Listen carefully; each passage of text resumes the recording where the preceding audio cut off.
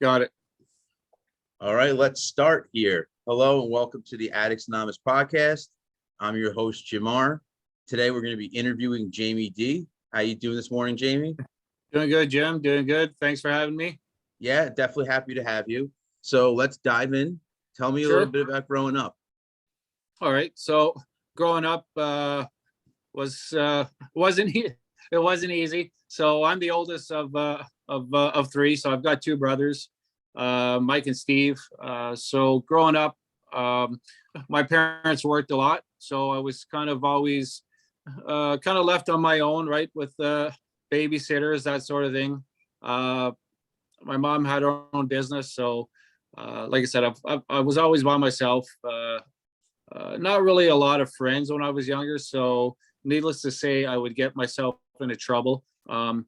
This kind of started as early as the age of like 4 or 5. I was living in downtown Ottawa, and I would just go about my day, hop on my bike and basically go out and get in trouble. I'd go down to the local rink and kind of where the teenagers used to play hockey.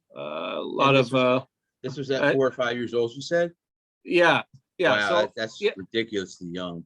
Yeah. So I was very young, and I was already out there, right? I mean, doing my thing. It was kind of a safe neighborhood. Like I wouldn't leave the neighborhood, like let's say within like 6 blocks. That was kind of like my area. But like I said, I started getting in trouble very early. I used to go down to the local rink, where the teenagers used to play hockey, and I'd be out there on the side and yelling, you guys suck, and nothing really fazed me. And as far as fear, I don't think I ever really had any. So it got me into trouble, and not gonna lie, many times I did get my head punched in growing up, just because being a bully. But a lot of times I ran into the bully, and I got taught a lesson, right? But and as far as now the question is, did you learn your lesson after you got beat up, or did you go right back for more? It probably took me till the age of like 32, 35 before I actually learned my lesson of keep my mouth shut and just be nice, right? Just be nice, be humble. I struggle a lot with that growing up, also because my parents worked a lot. My parents were also people who like to party a lot. So being young, a lot of people used to be over. So when it came down to alcohol, drugs, smoking, whether that's weed or cigarettes, it was always around me growing up. So, I mean, I remember when I was like 6 years old, before I go to school, I'd wake up, the counters were just completely filled with beer bottles, like empty beer bottles all over the place. So a morning routine for me before school would be wake up, put all the beer bottles in its case, kind of tidy up a little bit. And then my little brother, Mike, before I go to school, I would basically, grab him, change his diaper, put him in his high chair, give him his bottle and his food, and I'd be off to school. Again, 6 years old, and I was kind of being the parent. So that must have been rough. Yeah, it was rough. I mean, being young, I never really thought anything else of it, right? It's not like I, sit there and be like, wow, like my parents are really irresponsible.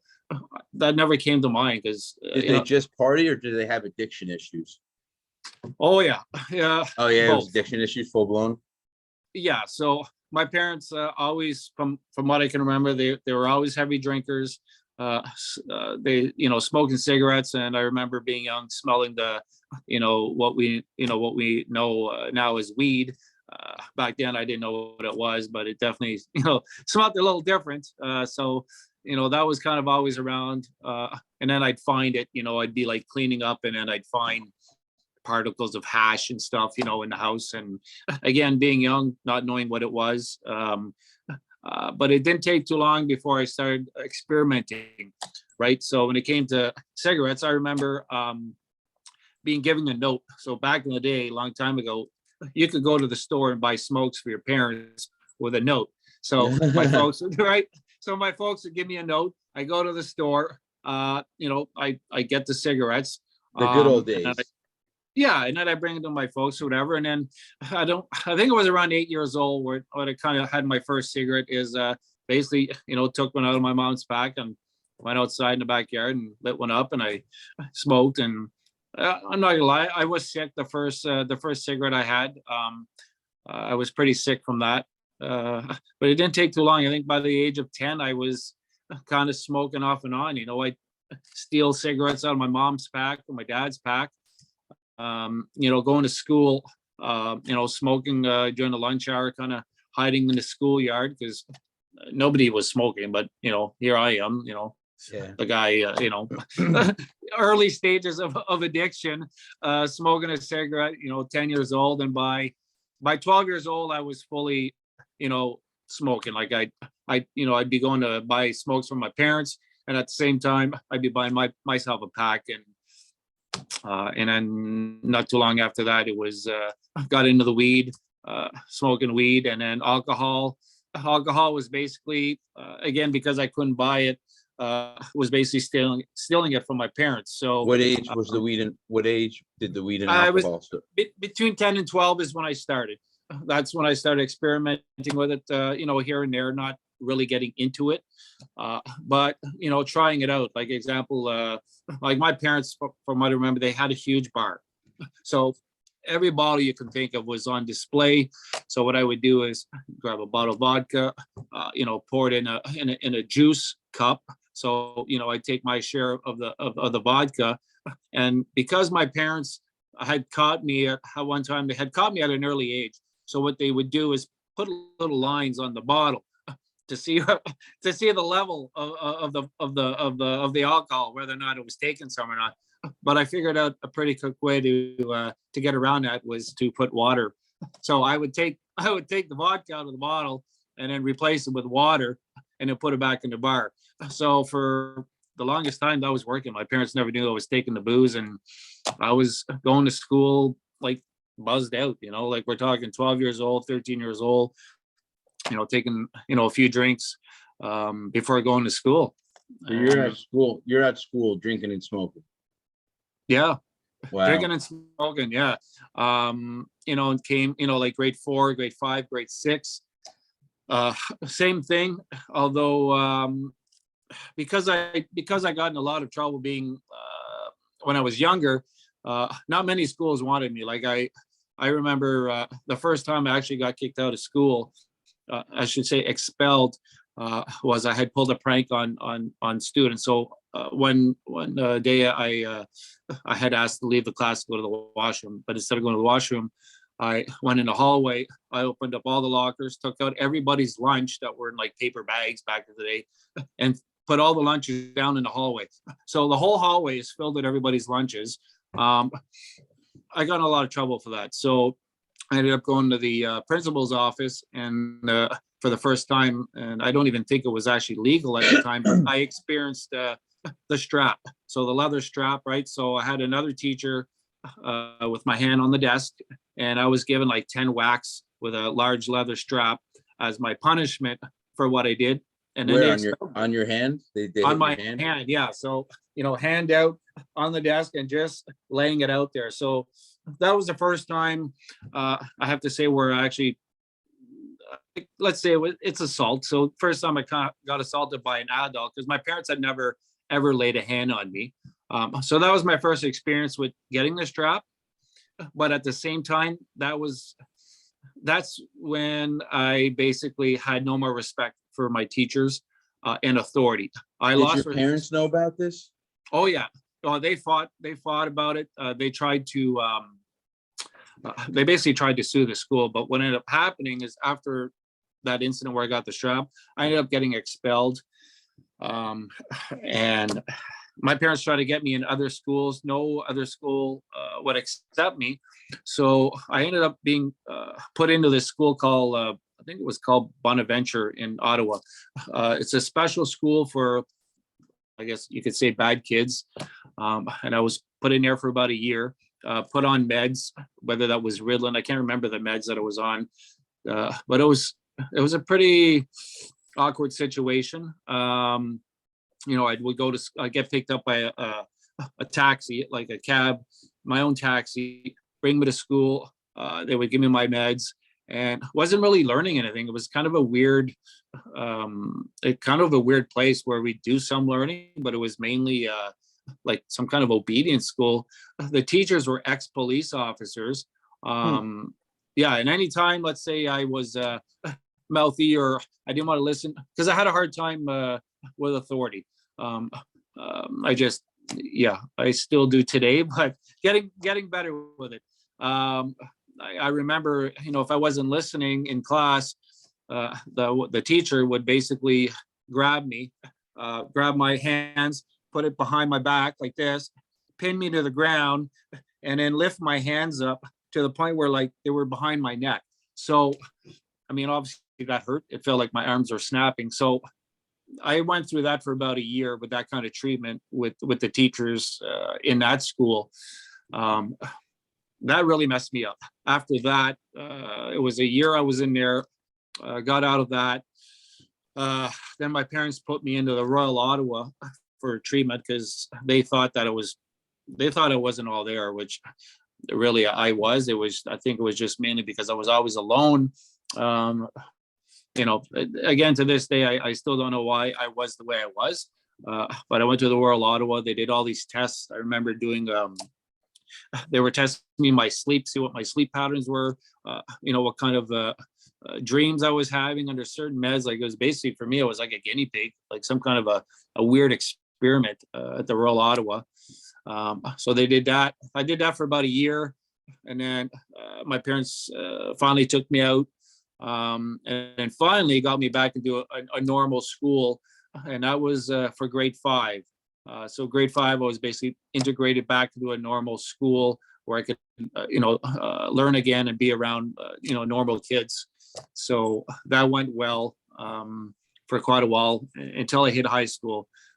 Once I hit high school, everything kind of fell apart again. Okay. Yeah. So that's where the drinking, more drinking started. Definitely was full blown smoker. So, Do you smoking. remember? Do you remember how much you were actually drinking? Uh, it wasn't much, like a couple of beers a day, right? It wasn't much. And I wasn't, again, I couldn't buy it. So I was just be taking it from my parents because my parents always had booze Well, and you it can was so still much. consider that. It's a lot for a kid. Oh yeah. Right. So it was, a couple of bottles here. Um, and then, let's say around the ages of 15, 16, me having a good time with my friends was basically going out drinking. Um, I wasn't old enough to go in the bars, so we would go to bush bashes. I don't know if you ever, back in the day, went to bush bashes where a bunch of kids hang out in the bush, with a bonfire. Everybody's drinking and partying, and some guys with their girlfriends, making out in the bush, or some guys, sleeping in the bush. Some people sleeping overnight because they got hammered. I mean, it was fun, but that was kind of like those were kind of like the gates opening up for me for, my drinking problem. Because for me, it was fun. I mean, I liked it. It wasn't affecting me in any other way. For me, drinking was fun, having a good time, and that's what I grew up learning and watching from my parents. Right, seeing people party, having a good time, drinking. So, I mean, that's I kind of don't like what I think want people to do. realize. Oh, sorry. I don't think people realize how much their parents influence what they do. Absolutely, 100%. I mean, You learn if almost everything from them. yeah, like if I even today, like I don't get along very well with my parents, but even today, like right now, if I were to, randomly wanted to have a conversation with my parents today and be like, um, me having my issues of drinking and smoking, I'm like, like I kind of learned that from you guys. They would be like, no, don't talk to us. Don't ever call us again. How dare you? You know what I mean? Like, so they would never accept responsibility for the fact that I learned all this stuff from them. And I was always brought up they always told me like they didn't have to respect me. So my parents always brought me up telling me that they did not have to respect me, but I had to respect them. So growing up, yeah. So growing up, seriously confused, like, okay, so I have to respect you, but you don't have to respect me. That's kind of like how I was brought up. Same with my brothers. It was the same teaching mechanism that I even to this day I still don't understand what and why. Again, they are addicts. I mean, they drink all the time. Even To this day? recently, oh yeah, every To day, this, whether it's I. I meant until this day, like they still drinking. Oh yeah, oh Okay. yeah. So so I'm 13 months sober now, and even now, like when I got out of treatment, I had said, yeah, I did 30 days, I'm sober. They never said anything like, oh, good for you. They what they actually said was, oh, so I don't really think you're an addict, Jamie. Like, if you come over here, like, you can still have a couple of drinks. Like, you have to control it. And I'm like, no, you don't get it. Like, I'm an addict. So if I start drinking, I'm done. Like, I can't stop. And even now, like, again, if I were to call my folks right now and be like, I'm 13 months sober, it's great, they'd still be like, ah, yeah, but it's fine. If you come over, it's fine. We can have a couple. And it's just like, yeah, no. I remember So at a party I was at, somebody said that to me, and I was like, nah. I was like, he goes, no, just have one, it won't hurt. And I'm like, no, it will hurt. ah, you can't just have one. And now I don't even, like, I haven't seen my parents in let's say about like 2 years, because of COVID. So because of COVID, couldn't go over and do the visits. And then since I got out of treatment, I haven't had the urge or want to go and see them, because I know once I get there, it's party on. And if they wouldn't put me in a position where they were like, hey, Jamie, here, just have one, or here, I got, So, here's a drink. No, so they can't just put it away for one night while you come over? no, no, not at all. I don't get that kind of respect at all, right? They never had to respect me. That's how I was brought up. So they couldn't do that. As much as they would want to, let's say, want to see me, I could go there, and no, there's no respect. Instead of saying, what, Jamie, we won't drink tonight. Come on over. We'll put the booze away so I don't even see it when I walk in. That's not possible. I'd have to go there, and I would drink, so I don't go. So my boundaries, obviously, I had to set some boundaries, which I learned in treatment, because honestly, I had no idea what boundaries were. So I learned that in treatment, and I have a lot of boundaries now. And one of them is, yeah, like, I won't go and see my folks, because it's that's a huge trigger. Like, I know 100% I go there. I may last maybe an hour and a half, but I'll end up giving in, and all this hard work, it's just not worth it at all. Again, being an addict, right? I mean, if I start that first beer, I'm done. I'm back at it, So it's not good. And drinking, like, I own a business, right? So I've been self-employed for quite a long time, but I'm known as a functional alcoholic. So even though I work and still pay all my bills and all this stuff and support my kids, still an addict, and a very expensive habit. Yes, yes, it is. Yeah, That was my problem as well. As I was a functioning addict, I always had a job, I had a car. yeah, But there was a point where I didn't have a car for like 5 years, because I did get a DUI. yeah, I crashed my car on the main strip of like the Jersey Shore. yeah. So like the main strip is where a lot of people are walking around during the summer, and I crashed my car there drunk, like an ass, like a big Wow. ass. Yeah. Yeah. Well, at least you made it, because many Oh people yeah, don't come out of exactly. those situations. Exactly. People don't Yeah. realize how lucky they are. Yeah.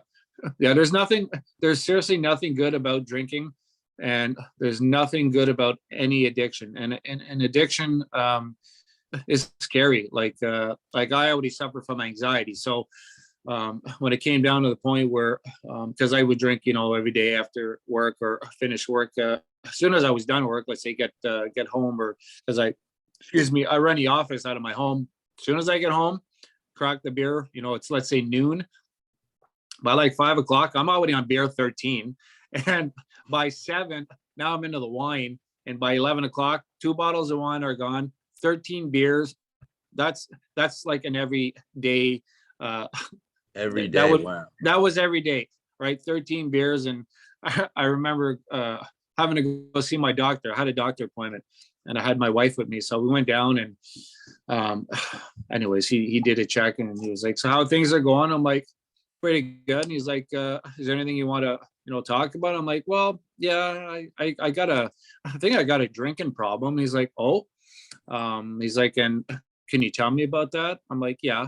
He's like, so how much do you drink? Like typically? I said, well, basically a 12 pack of like King cans and a couple of bottles of a wine a day. And he like dropped his pen and turned around because he was writing, and he's like, a day?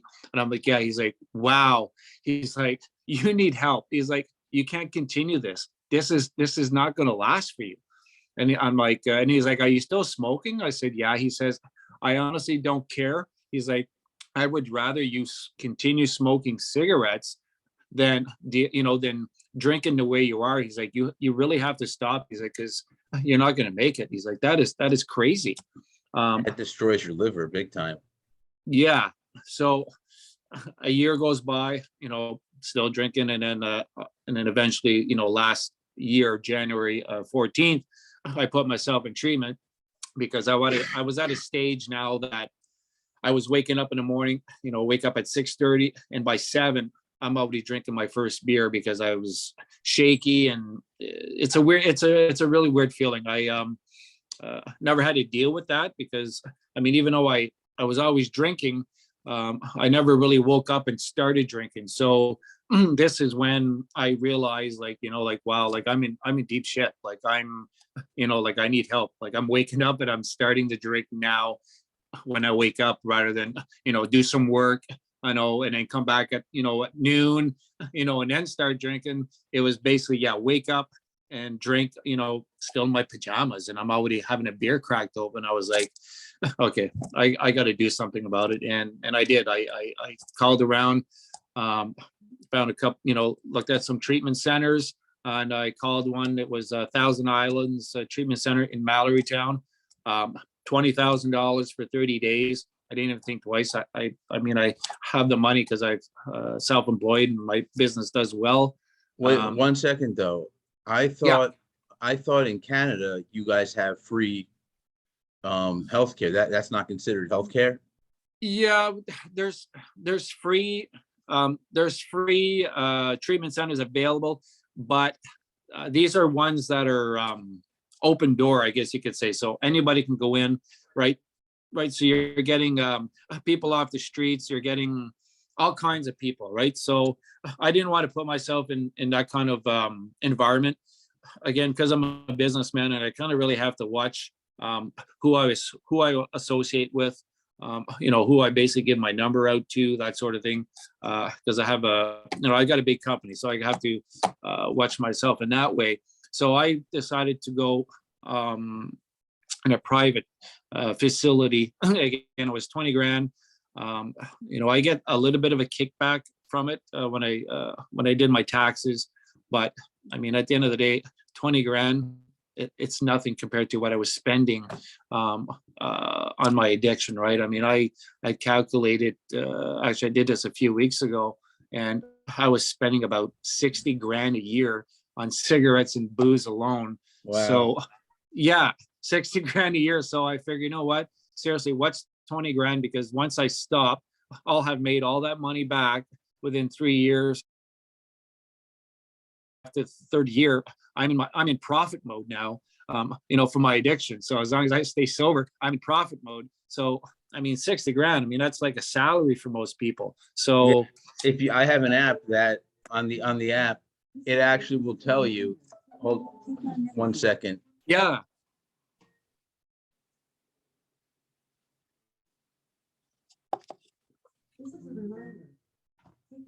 Apologies. No worries. So, yeah. So when was the first time you realized you had an addiction problem? Like what age was that? Uh, that's a 'Cause I know you went recently, but what age was the first time? I'm not saying when you actually went to treatment, but did you have a certain point where you're just like, oh shit, I'm an addict. Like I'm an addict, and I there's there's nothing else to describe it but that word. yeah. I would say I would probably say when I was by the time I was 30. I think by the time I was 30, I was pretty much an addict because I was drinking, bottle here, bottle there, drinking the 12 pack, and it was pretty consistent. Again, functional, but that's when it became a consistent thing on a daily basis. And that lasted till I was basically, 46 years old. So we're talking 16 years of consistent drinking. And then prior to that, again, I started experimenting between the ages of 8 and 10. Like in all, I got like 46 years, no, sorry, like 26 years experience dealing with alcohol and drugs. Drugs, not so much. I mean, I smoked my weed. I stopped. It wasn't really for me. Tried coke, did steroids when I was younger because I was training. But that's it. I never really got into that stuff. I tried, more or less tried it. And I was like, yeah, good time, but not for me. Alcohol, not so much. Alcohol was my DOC for sure. It's so easily it's so easy to get it, and it's so acceptable in society. I think that's the biggest problem with alcohol. Even for me, it's just because it's all around. So when you're drinking and stuff, you don't feel like you're doing anything wrong because hey, everybody's doing it. So what's the big deal, right? Yeah, I say to people, the next time you watch TV, Yeah, just watch. Everyone's drinking. yeah, Everybody's drinking at all times. yeah, Whenever there's a good time involved, yeah, people are drinking on TV. yeah, yeah. And and you're right. I have noticed that more, especially since I've been sober. I do notice it every time there's kind of any minor celebration on TV. It's always, here comes a glass. Yep. It could be even a nice, a nice couple. They went to church. Seriously, they went to church. They come home, and then the bottle of wine comes out. It's all like it's just weird how it's like on TV. And when I see that, I just think, yeah, that's advertisement.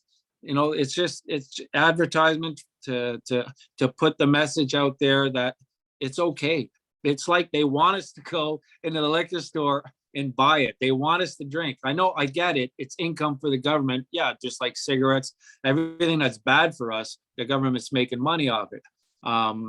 Which again, I never understood that. I mean, here they are telling you should quit, but they're selling it to us. It's just, Yeah. You want to hear one thing funny?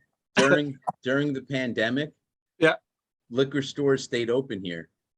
yeah, Like 24 hours. Yeah, not 24 hours, but there were certain places that were designated like they needed them or whatever. I forget what they called them. Yeah. I guess it was considered one of them because I remember passing the liquor store and it was open. Yeah. Right next to the supermarket. Yeah, it's a necessity. It is absolutely insane. Yeah. And I remember when the pandemic first started happening, you saw people stockpiling. Yeah. Yeah. Yeah. Yeah. It's definitely it's a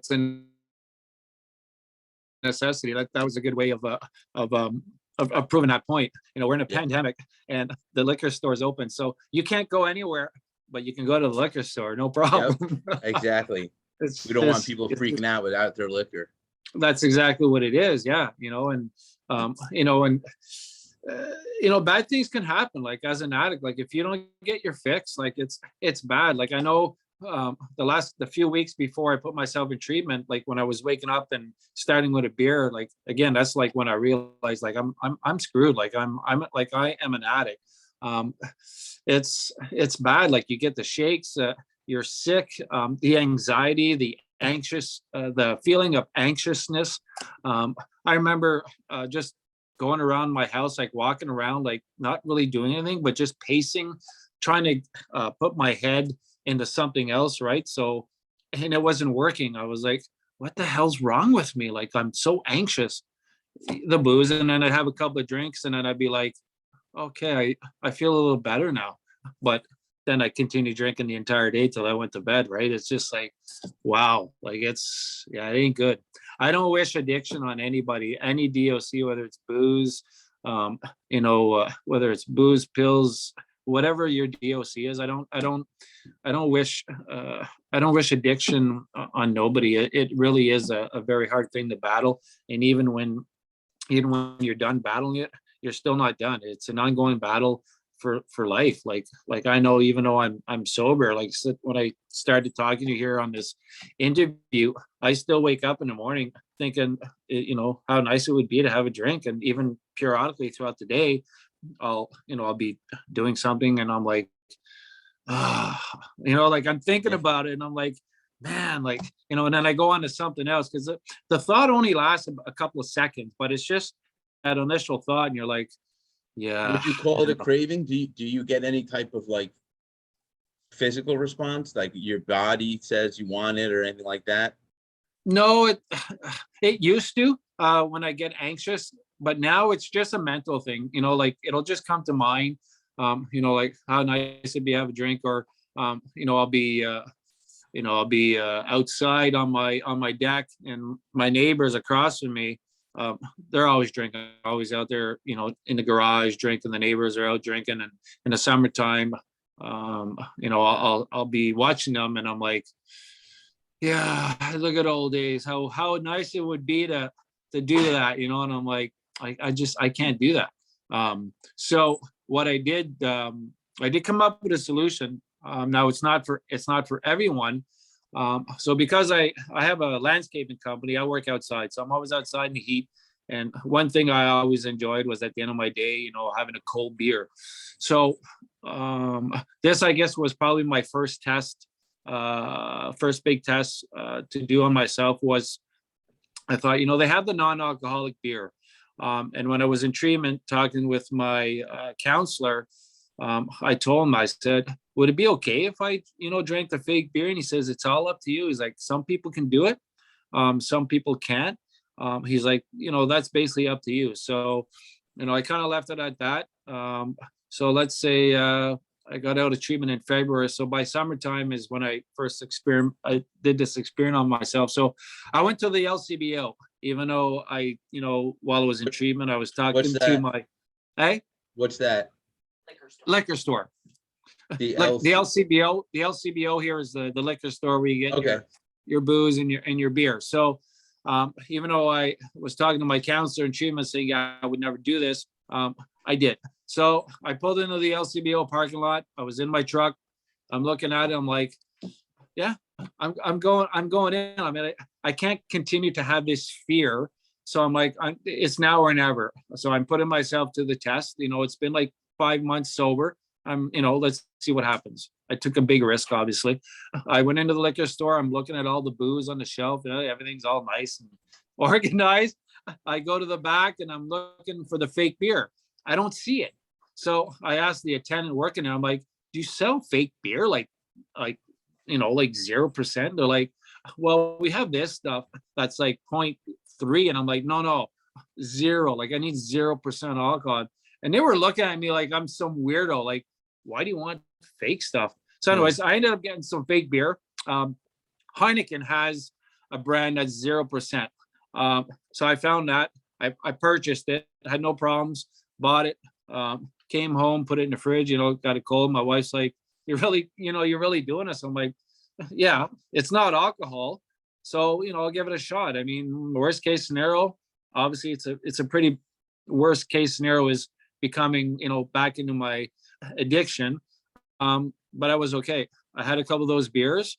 It went down nicely. And I was on my porch having cold beer, these 0% Heinekens. And it was great. I was like, wow, like this kind of feels like, what I'm missing. And did I get addicted to the fake beer? No, I had a couple and that was it. And I'm fine. So, um, like I said, not for everybody, but for me that works. So, yeah, and I can do that anytime. Like if I'm like, let's say, around my neighbor, one of the guys at work, and they're having their own beer, which doesn't bother me.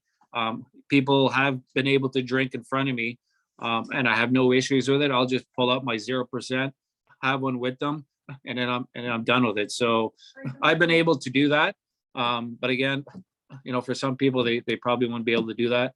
Some people would probably say, well, you're crazy to do that, but it's working for me. And as long as that's working for me, I'm okay with that. So Is it more of a habit that you're doing it, or did you actually like the taste of the beer? to be honest, I never liked I never liked to taste the beer. Yeah. I drink, most beers and I'd be like, wow, this is like horse piss. All right. So Yeah.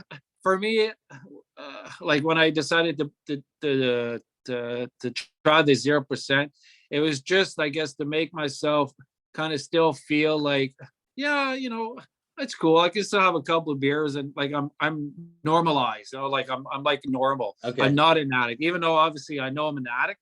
I think that's all that does for me is it makes me feel like I'm normal, and I'm able to do it. Like I said, it's working for me. And but I'm not addicted to the 0%, which was a fear I had. Right, I thought, well, shit, if I start this, I may start drinking, like bottle after bottle of the 0%, but that it hasn't done that for me. And again, I've had people drink around me since I became sober, and I don't have a problem with it. My friends will ask me out of respect. They're like, like they'll invite me over to their house with my wife, for dinner, and the first thing they say is like, "Do you mind? Like, is it gonna be a problem if we drink?" I'm like, "No, not at all." So they take out their bottle of wine, and they're drinking their wine in front of me, and it doesn't bother me. So for me, that's a win, because when I was in treatment, I did not think I'd be able to handle this, right? I thought, how's life going to be when I get out here? Like, am I going to be able to sit down with people and, have them drink in front of me and me be okay with it? I didn't think I could do it, but I'm doing it. So I think that's a win for me. Like I said, it may not work for anybody else, but I'm thinking, like, because I'm able to do this now, that I've come a long way in my treatment, in my sobriety, that if I'm able to do this, I'm pretty confident I can continue to do this in the way that it's working for me, basically, right? Yeah. Everybody has their own way of doing things and dealing with it, and for me, it's working. And I definitely not going back to the booze, man. Not at all. Not at all. I was just about to ask you, what was your rehab stay like? So, like for me, when I first got there, to give you an example of what I'm talking about, I wasn't sold. I got there and I remember seeing 12 steps for the first time. And what I said? I said, here goes the God shit. I go, here it comes, because I'm not religious. So I got a little fly. Yeah. So I didn't know what to do. And I'm like, these people are going to be all religious and whatever. But then I read the AA book. Someone gave me a pocket-sized copy. And there was so much that rang true to me. So my stay went from me not believing in shit to me believing, okay, you know what? If someone's written this book, obviously there's people who understand what I'm going through, and let me kind of listen to these people. What was your mental state while you were in rehab? When I first went in there, I wasn't scared. I was a little skeptical, right? I mean, the place I went was a nice place. So my first 48 hours was in detox. I was in a room with another guy, under the watch of a nurse. I kept, checking my blood pressure, that sort of thing. So I was 2 days in detox, and after that, put into general pop with other addicts. And this was a big place. There was basically about 30 of us there, and mixed, right? So you got the men and women together. Obviously not sleeping in the same rooms, separated, but we were together when it came down to having class and doing reflections, that sort of thing. So my mental state at first, again, I was skeptical. So, and I'm not one to like I'm a very friendly person, but in that kind of situation where I knew I was with other addicts, it kind of took me a little while to open up, right? So I started meeting people, and I didn't want to get, um, I wasn't there to make friends. And the counselor even told me that, like, before he put me in general pop, he was telling me, like, you're not here to make friends, even though you're going to make friends, but they're temporary friends, like, so, I'll leave that with you, type of thing. Um, so it didn't take me long. I think my first week, it took me a week to kind of learn how things were going to go in that place. Um, and then I was on some kind of meds when I got there. It was just that to handle my anxiousness, because I was still getting anxious. Obviously, no booze going into me. I was drying out. But after 3 days of taking the pills, I had to stop because it was actually kind of putting me to sleep. And then I obviously went dry from the meds. But after a week, I was in a state of, I guess, more control with myself, and I was kind of getting ready to do this, right? Treatment. So doing the workbooks, like there were 6 workbooks that we were given when we went in there to learn about addiction treatment, the effects of alcohol, what it does to your body, and how to handle your boundaries and that sort of thing. So there was a lot of stuff to learn in book there. But yeah, after a week, I was kind of, I was into it, but like I said, the first couple of days, very skeptical, kind of not scared, but just kind of like, like, what is this place? Because I used to hear a place like Rehab, and anytime even today, if you were to go out to somebody, be like, yeah, I got to go to rehab. Most people are like, rehab, like, what's wrong with you? Yeah, yeah. There's a stigma kind of, to it. it's stigmatized, right? But it's not like that. Like, rehab is not what people think. It really is a place where you go to get better, and and a place where you learn to get better, how to do good things for yourself that were there when you get out of treatment. When you're on your own, they give you the tools, so they load you up with the tools necessary to be able to function, and live sober on the outside. Because inside it was very easy. It was very easy, and they were telling us, like, you guys are doing well. Let's say you're 2 weeks into your sobriety. It's great, but the counselors there, they kept telling us, it's when you leave here.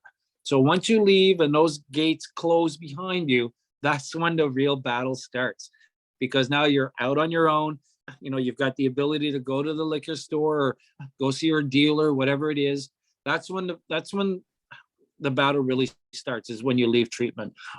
So that part I was kind of afraid of, right? Because I felt very comfortable in treatment, nurses around me, people always around. So it felt very safe. It's when I left, I was like, how's this going to go? But it worked out. And it's fine. And I basically, when I was in there, I wrote the book, this one here. So To My DOC, I wrote that when I was in treatment. And when I came out, I had it, I got in contact with a publishing company, and I had the book published. What's the book about? So To My DOC is allegorical letter. So when I was in treatment, my counselor had asked me, says, what I want you to do is write a letter to your DOC. And I was like, what do you mean? He's like, well, picture your DOC as a relationship, because it really is, right? It's a relationship. You and your drug, or your bottle, you know what I mean? It's your best friend. It's like your girlfriend, your boyfriend, whatever. So he said, write me a letter, a breakup letter to your DOC. And I was like, okay, like, obviously I never did that before. So it took a little while for me to try to wrap my head around it. And I did. So I wrote this book while I was in treatment. And then I was asked to present it in reflections in the morning. So, 30 people were all in a circle, and I was asked to read my letter. I was asked. I mean, I wasn't forced. So I thought, like, hey, Jamie, do you mind? And I'm like, no, I want to do this. So I read this letter, and I shit you not, after I read this letter, there were people that were crying, like, some of the other addicts with me. Some were crying. Some of the men came over to me, hugging me. They're like, wow, man. They're like, that was powerful stuff. And I'm like, yeah. And then, some of the other guys were like, you need to do something with that book. I'm like, well, what do you mean? He's like, you need to publish that. I'm like, I don't know.